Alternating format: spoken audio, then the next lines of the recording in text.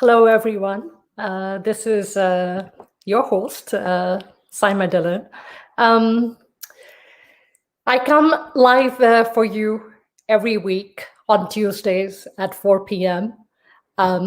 You're right here listening to Heart with Saima, the podcast show for people searching for that courageous person within us who wants to be inspired by listening to stories of ordinary people doing extraordinary things. I'm Saima Dillon, your host. Thank you so much for taking the time out of your day to be here. Let's dive right in. My guest today is Pradeepa. She's a leadership and executive coach whose mission is to help leaders bring out the better version of themselves to work and life. She also maintains her private coaching practice where she coaches individuals in all aspects of life. Pradeepa is an avid voice for infertility and adoption and talks on this subject around the world. Pradeepa is a TEDx speaker and a best-selling author of Infertility Can Suck Less. And without wasting any more time, let me bring her. Hello, Pradeepa. Welcome to Heart with Saima. And I'm going to hand over to you and let you tell us a little bit about yourself, your journey, how you became involved in this process. And here you go. Awesome. Hey, Saima, so nice to be here today with you. And thank you so much for this opportunity. And I am so grateful to you for that. So where do I start? I'll start. I have kind of like a two-path, but kind of merged together at some point in time. So just in my corporate career space, I've always been a coach for the last 10 plus years or so. Worked a lot with teams, team of teams. Then, from there on, I kind of moved into coaching larger organizations at the organization level, and more so in the last 4 or 5 years, focusing a lot on, coaching and developing leaders, and focusing a lot on executive leaders as well. So that's something that I've been so passionate about, and I've been so grateful to be able to do that.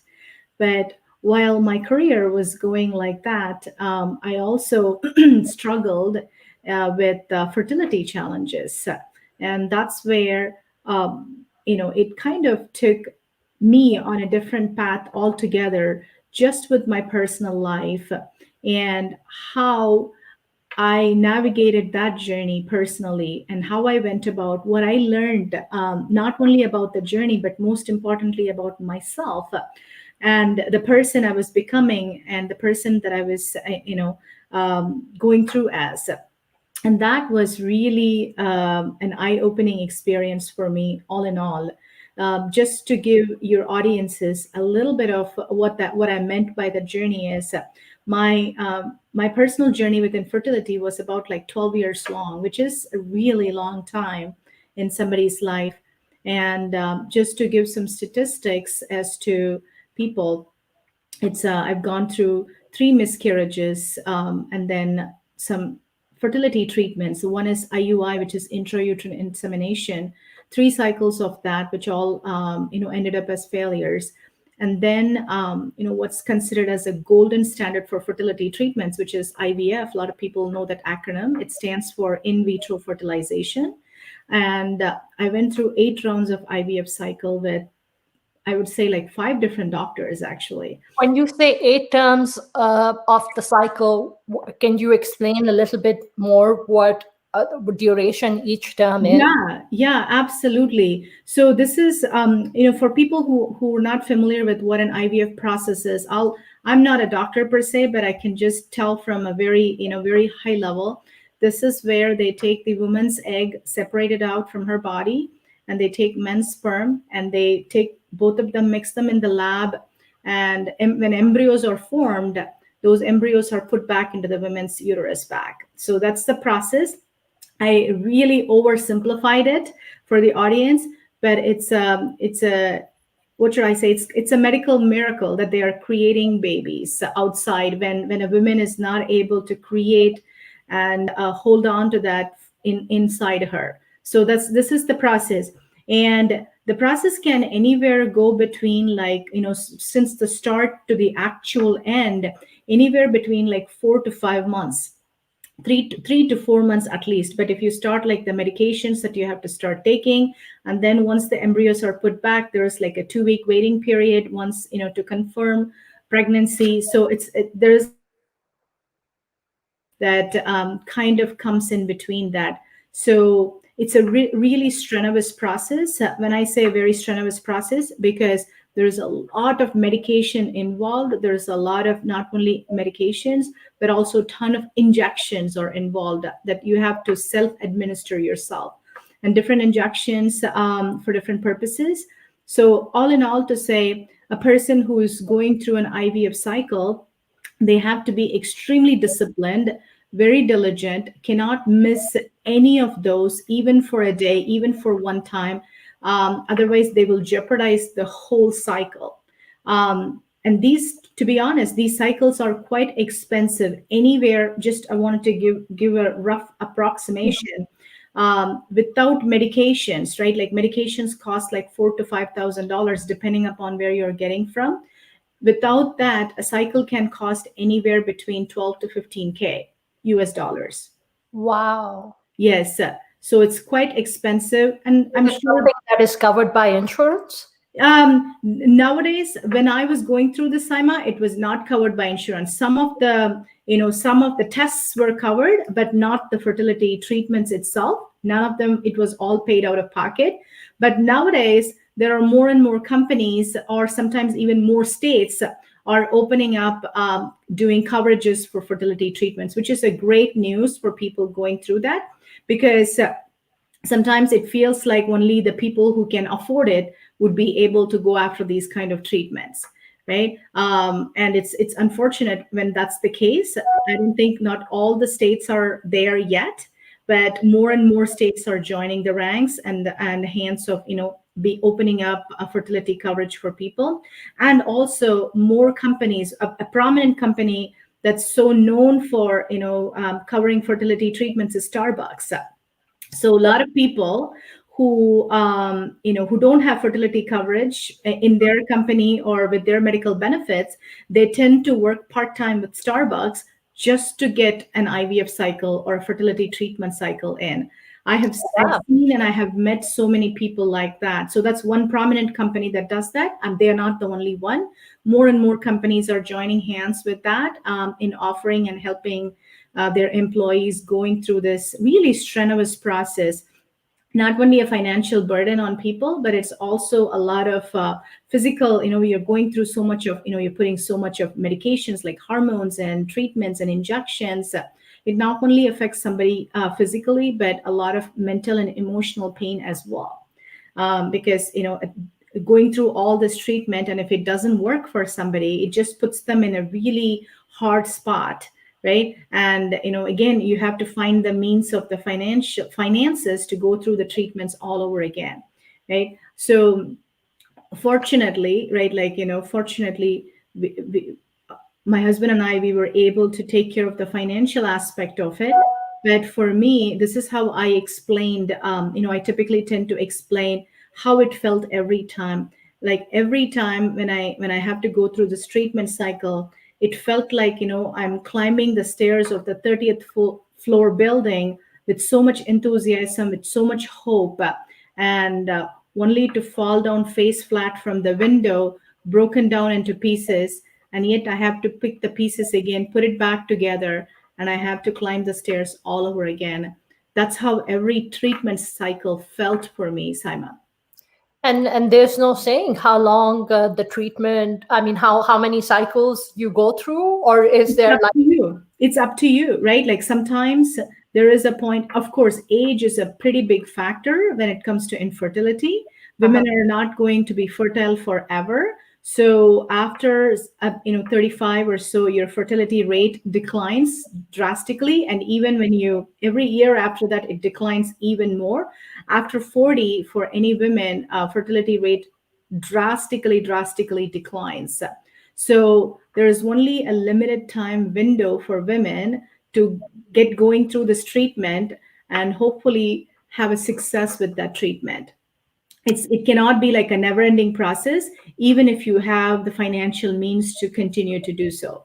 What's the ideal age for to go through this process? It's there is, I don't think there is like an ideal age, but the doctors keep telling the more younger you are, the better the chances are, right? But again, right, there's this is where it gets really tricky, Mhm. because different people's body is different. Inside it's very different, right? So even if it's like a 20, and if they are going through, if they have something in their body that's preventing them to, get pregnant, right, their chances may be very little compared to, let's say, a 30-year-old woman who is still, who still has a better reproductive health, Mhm. and they have to take this additional treatment, and their chance to, and they don't have any other complications, their chance to get pregnant can be higher, right? This is just very factual. It's all very science in nature. Mhm. And the complexities of body really come into the picture when it comes to fertility. So, Pradeepa, when you say complexity of the body, uh, does it have to do with, so you're already going through something, right, because of which you're not able to conceive? On that note, what, there's something missing or something which is structured differently. How does that impact your probability of being able to conceive through Yeah. this process? Yeah. See, honestly, I don't want to, take on that question, because that is a question which is directed very much towards a physician, right? Like, who is an expert. And I will raise my hand and say, I am not a medical doctor, right? We have amazing physicians, especially if you live in the Dallas-Fort Worth area. I'm a big fan of Dr. Rinku Mehta, who's part of the, Southeast Asian community. And I've had the pleasure of, meeting her a few times, speaking with her, and was also very honored to, she actually wrote the foreword for my book. Oh, wow. Yes. So Dr. Mehta wrote the foreword for my book. So any of those questions, would be better answered by a specialist like her, right? I would definitely encourage people, if they are very curious about that, go talk to a doctor, right? The reason why I'm saying that, Saima, is I used to be really desperate to finding the answers for me, looking for a silver bullet, like what is going to fix me, get me pregnant, stay pregnant, right, and have a baby finally. So what I used to do is, like a lot of people, I'm sure out there, your audience, who are doing, is just go to Mother Google and search, right? Like search for answers, and search for answers, which actually turned out to be quite detrimental for me personally. I'll speak from my personal experiences, because in Google, you get overwhelming amounts of information, And all kinds of information. all kinds of information, and it's very apples to orange comparison, right? One website will say, like, you absolutely have to eat apples, and the other website would say you cannot eat apples, only you have to consume pineapples, just making it up as an analogy here. Yeah. But that's kind of like a contradictory information that you would get. I'm not kidding, Saima. When I used to be this Google fanatic, searching fanatic. By the way, I'm a Google searching queen. You can call me that. um, I actually saw a recommendation by somebody that eating fries from a certain McDonald's restaurant has helped them get pregnant. Seriously, right? Like, that kind of was a pinnacle for me. Like, it was like an eye-opening experience for me. At some point, I was even thinking, like, "Oi, this McDonald's restaurant is not in the place that I live, right? It's in a different state." But there was a part in me saying, like, maybe I should try that, right? Like, if Wow. is there an opportunity to try that? Why I'm sharing that is, that's the peak of my desperation, Yeah. right? Like, how much desperate I was, and willing to do anything and everything just to get pregnant and stay pregnant, right?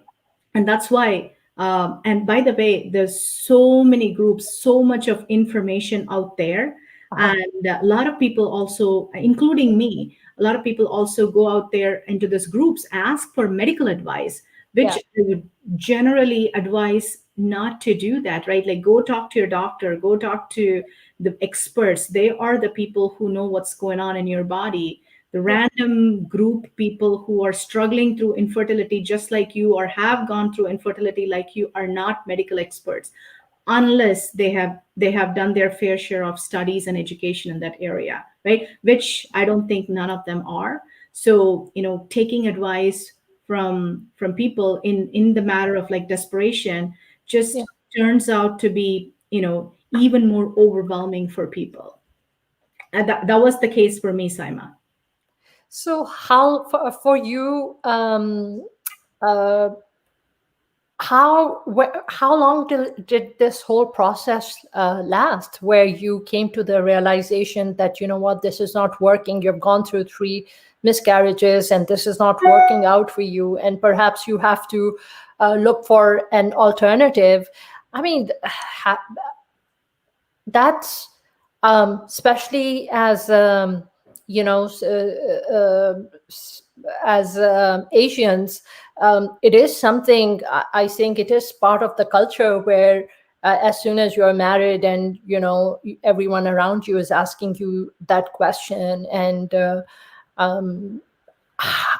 it's pretty nerve wracking, and I think it's a lot of burden that is placed on you, especially from the people around you, which probably psychologically makes it even more difficult and is creating these mental blocks, right? Yeah, absolutely. For me, the cycle kind of lasted right from my first miscarriage to all the way to my end of, I wouldn't say end of my eighth IVF, but even after failing the last IVF, I was still miserable for a couple more years, just, regressing and thinking about like how much I put in versus what I did not get out of this process, right? So all in all, like I said, like at the beginning of the conversation, it was 12 years for me. And yeah, it's really hard, especially coming from an Asian community, right? Like, coming from an Indian background. Yeah. There is an aspect of you know after you get married, soon after that, like, a couple of years, people start asking questions naively, like, hey, when am I going to see a grandchild? Hey, when are you going to get pregnant? Don't, delay, you should get pregnant soon, don't wait, yada yada yada. There's so many, friendly advices from our aunts and uncles, and, chachas and chachis, like, all those kind of conversations kind of will start to appear. And sometimes, right, I'll be super honest here with you, Saima. Just growing up in India, I was not very much privy to fertility challenges in people. I've never heard about it. In fact, like, I'll raise my hand and say that until it hit me personally, because people around me were all, like, getting married, and they're having their child and living their life just like that, right? And I never paid attention to this as this actually fertility challenges or infertility is a medical, it's a medical issue, right? It's a disease. That's what, in medical terms they call it. It's a disease, and it occurs for both men and women equally. Oftentimes, it's because the focus and the spotlight is so much on women. Oftentimes people generally misconstrue or misunderstand that it's a women's problem. It is not. It's equally men's and women's problem, and sometimes it's combination factor. The problem is with both men and women, When right? you say combination factor, what do you mean? So both the partners, right, the woman partner and the male partner, they both have issues on their own, so together they are not able to make a child or produce a child. Or sometimes, in our case, it's called unexplained infertility, meaning that's the most frustrating of all the cases, because when it's called unexplained, what in medical terms they are seeing is, factual data wise, test results wise, you both seem to be okay in the normal range. Yet, we as doctors cannot figure out why you can't get pregnant. right? It's kind of like an alternate version of saying God only knows. So, Pradeepa, I mean, going through this process for 12 years, that's such a long time. It Yes. must have been so heartbreaking and emotionally nerve-wracking. Yeah, absolutely. Right. It's like a roller coaster ride, just like I told you. Every time I go into these treatment cycles with so much optimism and so much hope and so much enthusiasm, thinking that this is it, this is my time, right? And when it doesn't happen, or when my results come negative, um, it just shatters me. And every time, as I was progressing in my journey, every negative result was shattering me even more and even more. And I have to pick myself back up, put the pieces together, and then I have to take the journey all over again. One of the things that couple of things that I wanted to share is this is this is very common, but a lot of people do not admit that, including me, right? I wanted to bring out two emotions specifically to the audience here. One is the shame factor, right? There is so much shame. Personally, at least I felt it going through fertility challenges, because even to yourself, even if nobody else is saying that to you, or thinking about you, you know growing up in a situation where you're born, you're married, you have sex, you have a child. That's kind of like that's a human evolution. That's something that's supposed to happen. But when it doesn't happen, when that natural thing doesn't happen, and it kind of puts a perspective in you.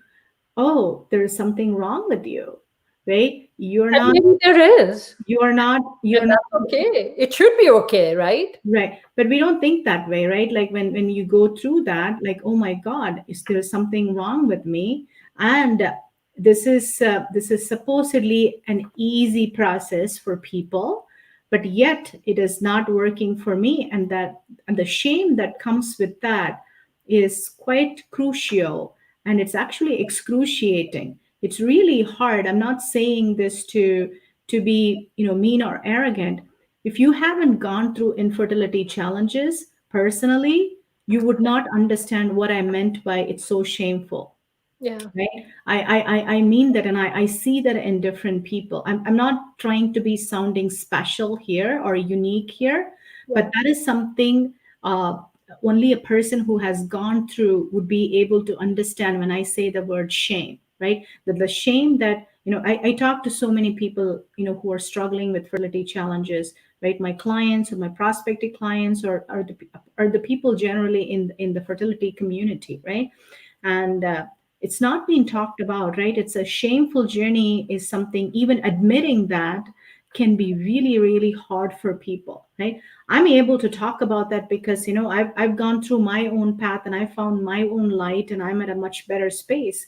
But Yeah. now reflecting back, right? I would never, ever, ever admit it. If you and I were to talk back then for any reason, I would never even have said that I have fertility challenges, because even thinking about that for myself itself is a very shameful thing. If that is a shameful thing, why would I go and admit to people, right, that I'm struggling to conceive, or I'm struggling to hold on to a conception, right? So that is Pradeepa, really let me hard. pause you for real quick. Do you feel, because you're from India, I'm from Pakistan, similar cultures, do you think somewhere in there it's the culture which is perhaps expecting perfection and Yeah, anything, and nobody is perfect, right? But it's all these concepts in the mind of perfection, perfect bodies, perfect everything, perfect process. yeah, It's these expectations which are creating so much of the guilt, and right, it's all yeah. coming from when It's, something is not perfect or not it's functioning according to perfect expectations. Yeah, exactly. No, you hit something really, really important there. There is a huge societal expectation, right? That, once you are married, you're expected to have a child, and that's the natural cause as an evolution of a woman for you, right? the same expectation, on the other hand, is not placed on men. I'm not trying to turn into a feminist argument here, but in general, that's not a question that's being asked of a man, right? I know that I can speak from my own experience. People come to me and ask me about, like, at least I have seen it, right? Like, ask me about, like, when are you going to have a child? Or at least in forums, they ask. I don't think people would ask the same question to my husband. That's not, that's not a common conversational thing. Yeah, this is like, okay, you're sitting and having tea with some women, and they're like, okay, you know what? It's my business to actually ask you why you might not be having. And I do understand, because when I got married, we actually waited like 3.5 years or slightly more before we were students and struggling and going through that process, and we had waited quite a bit. And it's like, it's the whole community's business, right? And right there, hypothetically, even if there's a problem, then that's also the community's business, right? To know what that, okay, there's a problem, and it's like, ring the bell. Exactly, right? Like, I actually did this something that you reminded me of. I actually did like a small Instagram video, like a less than a minute, called "My Sex Life is None of Your Business" or something like that. Because when people ask you, like, why is there a delay, or why are you not conceiving, or why are you not having children, what they're asking me is whether me and my partner are having sex seriously, right? Right? I'm just saying that's the reality. And everyone needs to know, right, if there's a problem. and it puts the additional pressure, right? Because yes, there is a societal pressure, Saima. I kind of came out of that societal pressure, but after some point, after many failures, for me, it's my own pressure, because I know that my age, I'm not going younger in age, I'm getting older, right? Like, I know that there isn't only an age restriction for me. I cannot go on this journey forever. And I also have to consider, like, how much can I go through this, right? Like, every time, if I have this kind of a roller coaster turmoil, how much of it I can personally take, right? And it also starts, this challenge, it actually affects your whole life, right? People often don't see that it not only just affect my personal, my health, but it also affects my career, because you're constantly thinking about that. It affects your relationship, because you and your partner, it would be wise to be on the same page with regards to this and support each other, because both of you will be going through this very differently, right? Like, a man goes through this very differently than a woman goes through this very differently. And having that alignment, having that support, having that communication, having that open relationship, and be able to talk through these things, right? Those are all critical things, and not every couple is able to do that. And I personally think, right, because there was a lot of this shame factor, it was hard for me to open up to anybody, for that matter, including my husband, right? And that's the reality of it, right? So it affects a lot of, and it definitely affected my relationship with family and friends. With friends, who are, amazing friends who are getting pregnant, and they're celebrating birthday parties and baby showers and showing their wonderful tummies with baby inside, things like that, right? There came a point where I started becoming jealous, right? I'm just super honest here, that there came a point where I started becoming jealous and thinking, like, why not me, right? It's not a mean kind of jealousy, like, God, what did I do? Why are you, why are you testing me, right? Why are you punishing me? What did I do wrong, right? Like, you started blaming yourself, going into that victim mode. And there was definitely jealousies at some point in time with certain people in my life, Imperfect human beings, right? who are getting pregnant. And Yeah. guess what, Saima? When I felt jealous, now I start to beat myself up, like, oh my God, this is such a wonderful person that I have in my life. How can I be jealous about this, right? I need to be happy about that, but I'm not, Yeah. right? If I have to be super honest with me, I'm not happy about this. It's not about them. It doesn't become about them. It becomes about me after that, right? So it definitely affects all aspects of life, right? Yeah. And people seldom understand that. And that's what life is. I think people need to be more forgiving to others so that we can be more forgiving to ourselves, Yeah. because it's an imperfect life filled with um, challenges every step of the way. And I mean, we went through a business hit, Pradeepa, where we lost our business a few years ago. And the impact is not just emotional, it's psychological, it's financial. It's like your whole world falling apart, decades of hard work, and then rebuilding and piecing things together. And the power of the words, and the power of negative words and negative energy, and trying to get yourself out of that whole mess. I mean, but life is that way, right? Different Yeah. people, different challenges, but people around you have a choice to either make things easier, right, or making things difficult. And Yeah. a lot of people do tend to do that. They make Yeah. things difficult for others. Yeah. I love what you just said, Saima.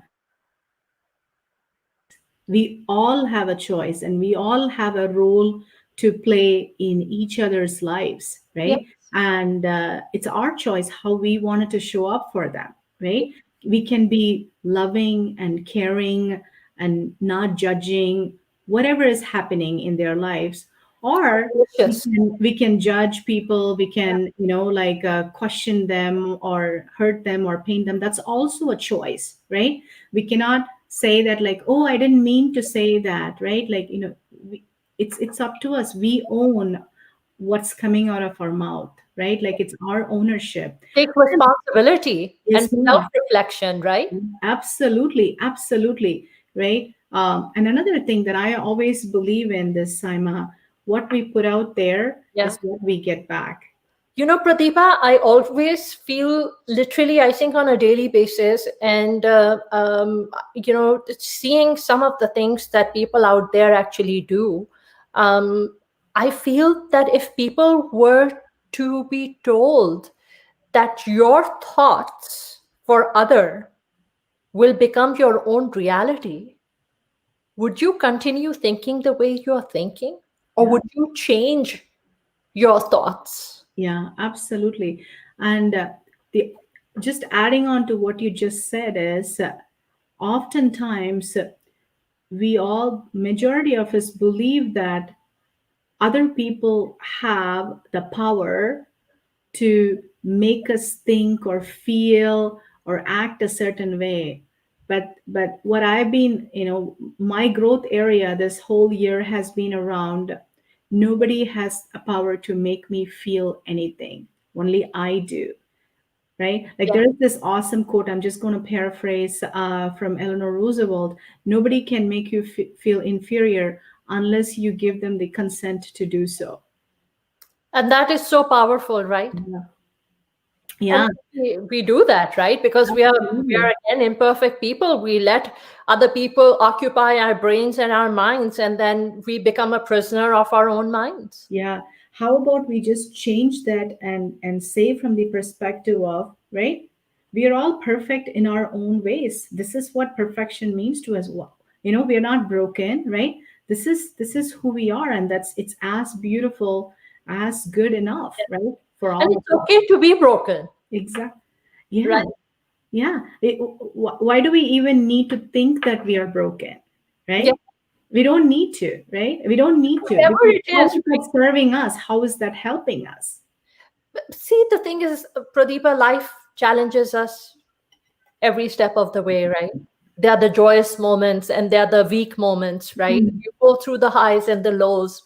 But I think it, at the end of the day, it's so important to just accept everything, and just to understand and to be resilient, and then realize that, what, these were the low times. I was just talking to my daughter the other day, and I was telling her that, this is how the universe is created, and that's why there's a sun and there's a moon and there's a day and there's a night, and the the sun rises and then the sun sets and you go into darkness. But even in the darkness, there's a moon and there's moonlight, and then what, daylight enters again. Yeah. And that's just how life is, right? The cycle of Yes. life, and that's what we go through. Yeah, absolutely. I love what you see, right? Like are we able to see the light even in the darkness, right? Like, are we able to see the light in ourselves Yeah. and in others, even if there is complete darkness there, right? That's all an individual need. And, that's what this is a big coaching stance that I take. That's why I get really passionate about the word broken, right? I come from the aspect of, there is nothing wrong with you, you're not broken, you're perfectly fine as is. And that's how I see you, right? Yeah. That's This is how I how you were meant to be. see you. And from there on, Yeah. where do we want it to move forward, right? Yeah. So because when people see themselves as broken, or there's something really wrong with me, then the next part is, I need to fix it, right? Like, there is something wrong, so I have to go Yeah. fix it for myself, right? So then you're constantly looking at, I always play this small game, or I call myself a Picasso because I can draw this, right? I'll just show it to you. uh, this is what I draw. What do you see in the post-it? A dot. Yeah, right. And pretty much everybody that I ask,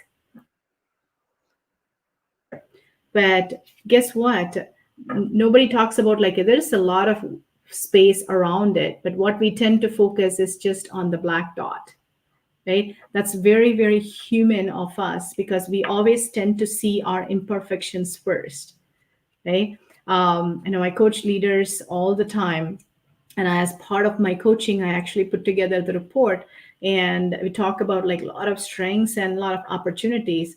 They will ignore the first 2 or 3 pages, which talks about the awesome things about them. They go to the last page and they wanted to know what are What needs are to be my done. opportunities here, right? And they just get fixated on that, right? Yeah. And that's just a very, very human tendency. We tend to see the dot not only in ourselves but in other people too. Wow. But rather, I would welcome you and your audience to start seeing the beautiful orange space here around that dot, right? Then your whole perspective changes. Absolutely. Yeah, that's a wonderful way to view things, and to just to change your perspective on how you view life. Yes, ma'am. Yeah, absolutely, absolutely. So when you were going through all this, where did you find your courage to come out of it? Yeah, I always, I don't think I never lost my courage, right? Hmm. I'm generally a very optimistic person, and going through such a long time, going through this journey for a long time, also talks about, or at least tells me about my own resilience, right? Like, how much I can take on and what can I endure, right? It talks about my resilience as well.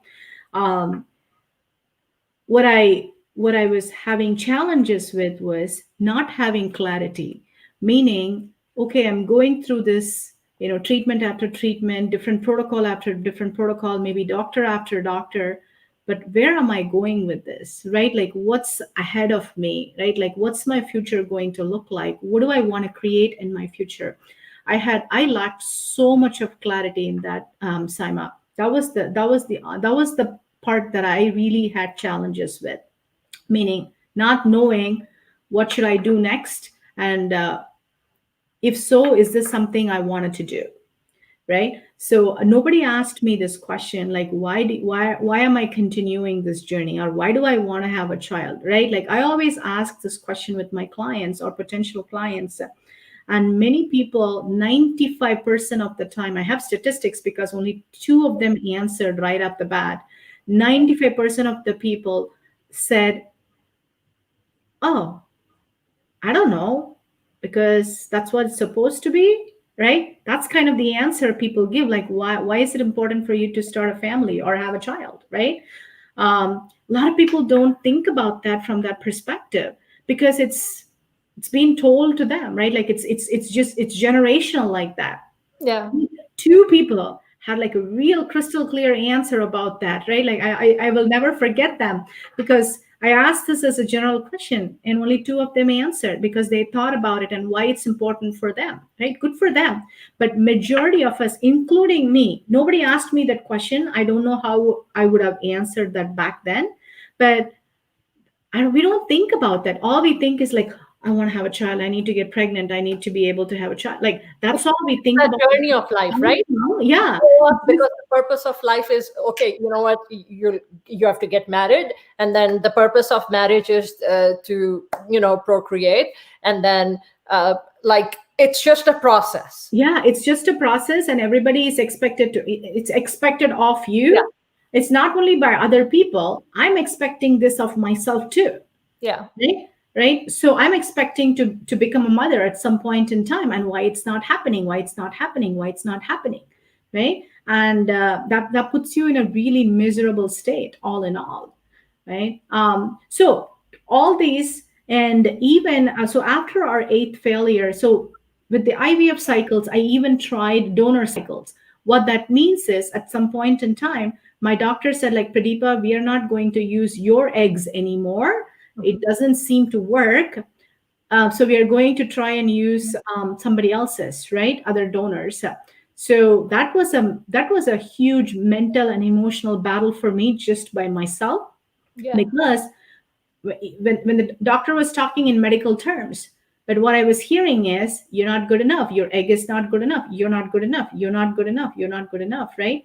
And then I also started in my head about, now if I get pregnant, right, like with the donor egg, of course, biologically, the child is not going to look like me, but it has a good chance that it will look like my husband, because we are not going to change the sperm, right? We are still going to use his specimen, but it's only the eggs that we are going to change. So I started getting, annoyed and angry and frustrated, not with myself, but with my husband. He wasn't even part of this, right? Like the decision was completely up to us, but somehow I was creating these stories in my head, and I was getting really angry and frustrated, right?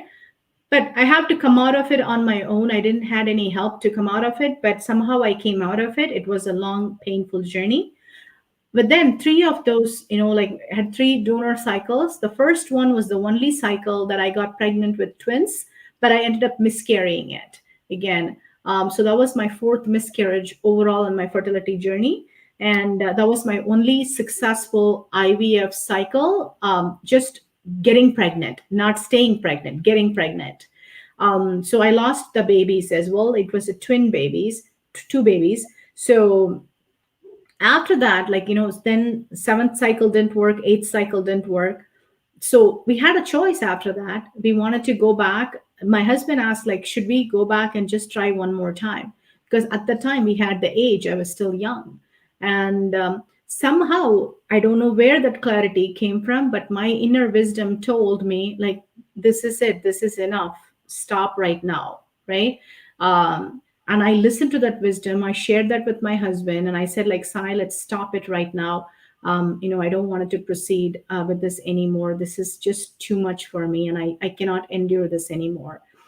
Completely respected that. And then that's when we decided to go into the adoption route. So in 2011, that's when we started, middle of 2011 is when we started our adoption paperwork. And even after starting the paperwork, Saima, for like really good couple of years, I was still so upset with me. I'm mad at this process because, in my mind, man, I have given everything for the last so many years in my life towards this process diligently, yet, is this the way that God is testing me? Is this the way that God is punishing me? You can fill in the blanks, like testing me, punishing me, right? All negative words, Yeah, blaming. all those, right? Yeah.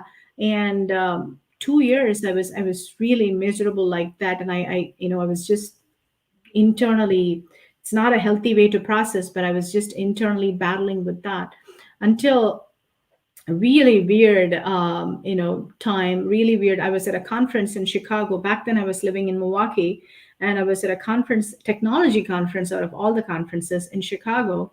And there is this woman speaker who was talking about listening, right? Like, I don't know what her talk was. I do not remember anything about it, but she brought up this term called passionate listening. And out of all the things, I was just, looking down. And when I heard the term, I kind of looked up and I was really curious, like, okay, what is she saying? I really wanted to know. And the definition of passionate listening goes like this: listening with the same passion that you feel about wanting to be heard. Listening with the same passion that you feel about wanting to be heard, right? I'll repeat that one more. Listening with the same passion that you feel about wanting to be heard, right? Wow. Yeah, that was so powerful for me when I heard that. Boy, like because that evening when I was chewing that information over and over again, I was really reflecting, like, why is this term, out of everything that I learned today, is really, is really speaking to me.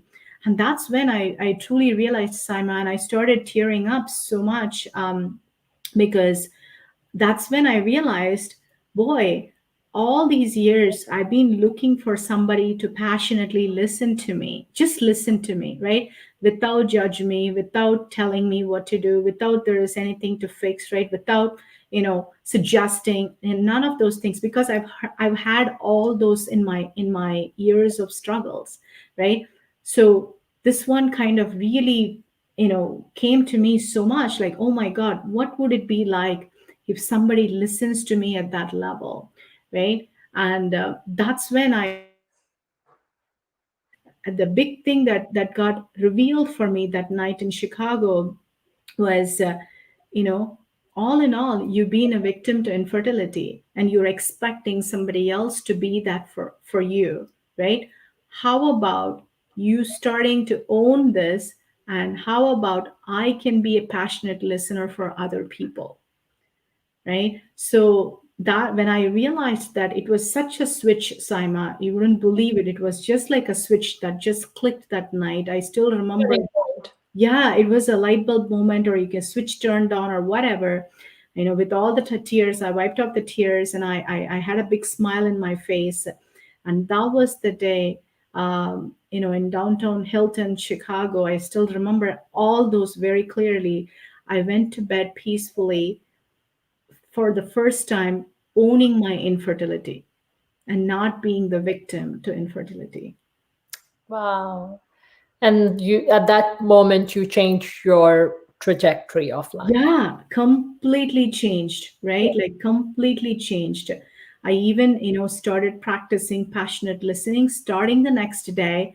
And, at the time, I wasn't like a fertility coach or supporting people with fertility challenges, but my coaching and my ability to listen starting to become better day after day, month after month, year after year, to be honest, right?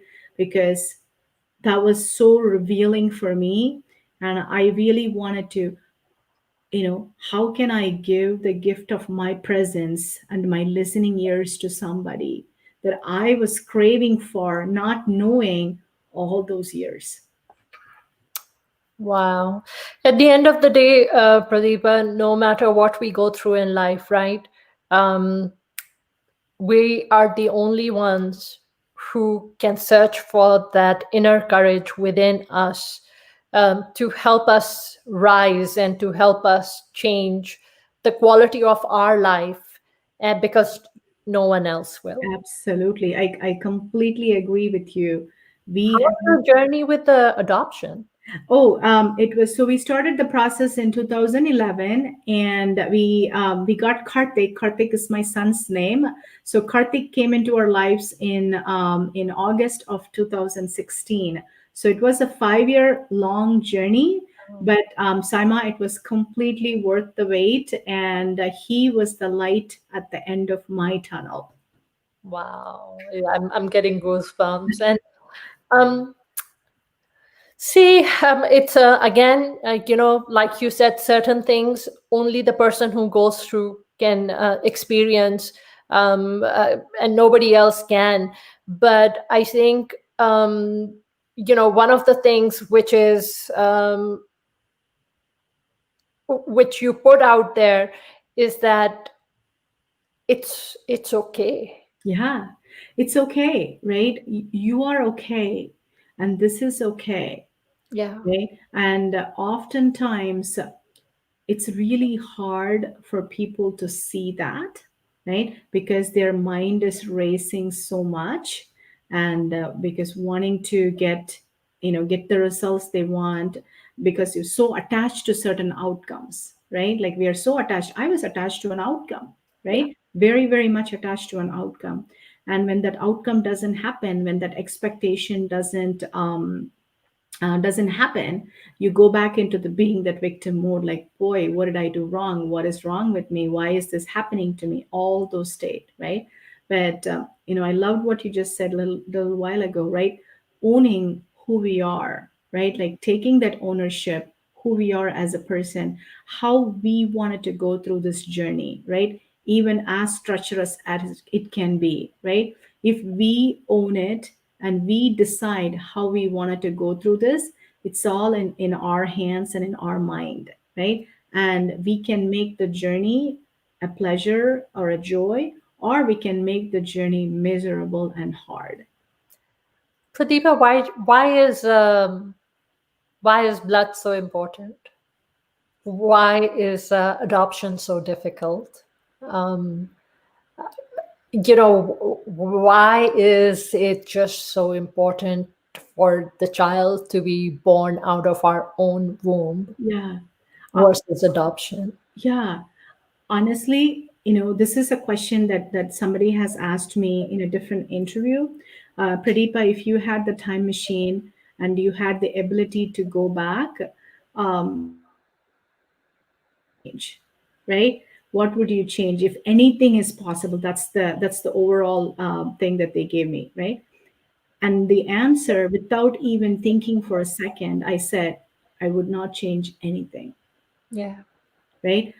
Even if I had to go back and relive my journey, yeah, I would relive my journey exactly the same, because at least now I know what's waiting at the end of the tunnel for me. The biggest gift of my life that yeah, I would not trade it for anything, even if I have the ability to conceive as many biological children as I can, yeah. That right? is so precious, right? Yeah, but it doesn't matter to me, right? I used to have that doubt, like, what if, right? Like, what if Karthik doesn't come to me? What if I don't have the motherly bonding with him like I'm supposed to? But you know what, Saima, all those are myths, right? I'm living it every day for the last 4.5 years now, right? It's all a myth. Motherhood doesn't come with blood. It does not, right? Parenthood doesn't come, it's not a blood. It's our ability to feel that love, that unconditional love for this human being. Yeah. And you can feel that with any human being for that matter. So it is something which is within us, right? Yeah, it is within Be us, able to love right? Yeah, unconditionally. yeah. Unconditional love is within me, right? It's my choice. And also, I always take it, like, a lot of people talk about the adoption process, like, my God, like, you guys have done something so wonderful. You've given the life of for a child, right? Like all those things that they say wonderful about how we have done something really superior, right? Or noble. But to me, right, it's the other way, right? Boy, how lucky me and my husband are for Karthik to accept us as his parents. Yeah. Because you know what, in this adoption process, majority of the time we get to choose the child, right? Like we will be given options, so we get to choose the child, we get to choose the gender, we get to choose whatever the age range, all those things. But guess what, the child never gets a choice to choose the parents. Nobody shows them a pair of picture and tell them, like, pick which parents do you want. They don't, right? They are given, here is your mummy papa. Karthik was told, right? But you know what? That acceptance, right? That immediate acceptance, Saima, that was so noble. That was so divine. Wow. And I mean, there are countless children in the world who would love to have this opportunity, where they find stable homes, and they find love in their life, and they find a stable and loving surrounding. Yeah. Yeah, what a message would you like to give to them about this process of adoption? Um, even women who have gone through, because I know this is so emotionally taxing to go through this for years and years, and to subject yourself to that agony and trauma of going through that process. Cannot imagine your pain, Pradeepa. You're such a courageous woman. And what message would you give to these women? Yeah, right. Trust your inner wisdom, right? Really trust your inner wisdom. And there is always, you can always find the light not only inside you, but also in other people as well, including, other children. And going through the adoption process for me was such a noble experience. It truly, truly, truly tested my patience as a person because of just the length of the process itself. But you know what?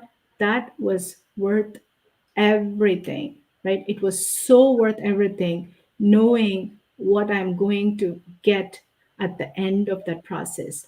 And I do know that there are some adoption process doesn't always have a happy ending, and that is such a heartbreaking thing.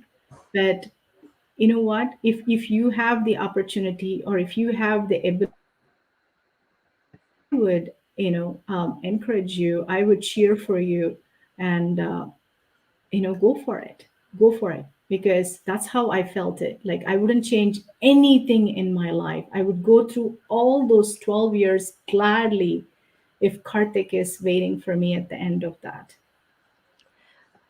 On that note, time usually flies when we are, it's not just about having a good time, but these are heartfelt conversations, and they are a heart to heart connection.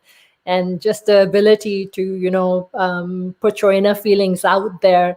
It takes a lot of courage to be able to, talk about the journey, and the highs and the lows, and the hardships, and whatever lessons it teaches you. So it takes a lot of courage, and I feel that you're a very courageous woman. And I wish you all the best, and I wish Karthik all the best. And I think he has wonderful parents. And on that note, we literally are in the last minute of our show. And thank you so much for being a part of my journey, and to add quality and wisdom, and wonderful things to enrich my life and knowledge. Thank you for being here. And so I'm going to just end the show right here. Viewers, thank you as usual. Once again, thank you so much for carving out the time to hear what was shared on today's podcast. If this inspired you to take the next step in your journey, then I would love to invite you to join my email list by emailing vip@saimadillon.com. And of course, if you know this podcast episode will help someone else, then help me change lives. Take 30 seconds to just simply share the link to the podcast in a text, or post it on social media, and I'll be so grateful to you. Until next time, thank you for watching, And thank you for being on my show.